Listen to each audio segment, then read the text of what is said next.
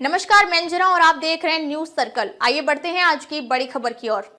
बिहार में पीके ओवैसी का मुस्लिम समीकरण मायावती की रणनीति जैसा। बिहार विधानसभा चुनाव में मुस्लिम बहुल सीटों पर प्रशांत किशोर और असदुद्दीन ओवैसी ने जो रणनीति अपनाई है, यूपी में मायावती के ऐसा ही करने पर उनके विरोधी बीजेपी का मददगार बनने का आरोप लगाते रहे हैं। अगर बिहार में भी मुस्लिम वोटों के बंटवारे का फायदा एनडीए को मिला तो जाहिर है कि महागठबंधन वाले पीके और ओवैसी को कोसेंगे ही। मायावती की भी बिहार चुनाव में एंट्री हो गई है और ये ठीक उसी दिन हुआ है जब बिहार में पहले चरण का मतदान हो रहा है। बिहार में 6 नवंबर के बाद 11 नवंबर को दूसरे चरण में वोट डाले जाएंगे। 14 नवंबर को वोटों की गिनती के बाद नतीजे आएंगे। मायावती ने कैमूर के भभुआ क्षेत्र का रुख किया है ताकि उत्तर प्रदेश की सीमा से सटे आसपास के इलाकों तक बीएसपी की बात पहुंचाई जा सके।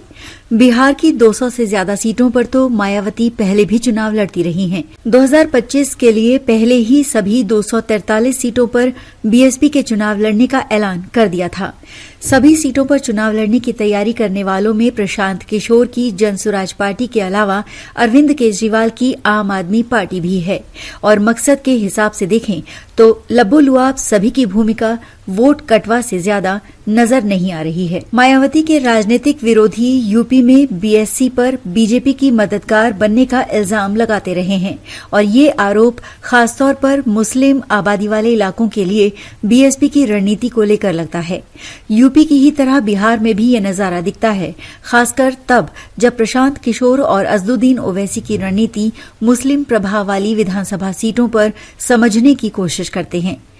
जिस तरह से मुस्लिम आबादी वाली सीटों पर उम्मीदवार उतारे गए हैं, प्रशांत किशोर और असदुद्दीन ओवैसी भी काफी हद तक उसी रोल में नजर आते हैं जिस तरह के बीएसपी नेता मायावती पर यूपी में आरोप लगाए जाते हैं। बिहार की अगर मुस्लिम वोटर के प्रभाव वाले 11 सीटों की बात करें तो बहादुरगंज, ठाकुरगंज, किशनगंज, कोचाधामन, बायसी, कस्बा, कदवा, बलरामपुर, अररिया, जोकीहाट और अमौर में उतारे गए उम्मीदवारों के जरिए राजनीतिक दलों की रणनीति समझनी होगी और उसी रणनीति के जरिए उनका मकसद भी समझा जा सकता है।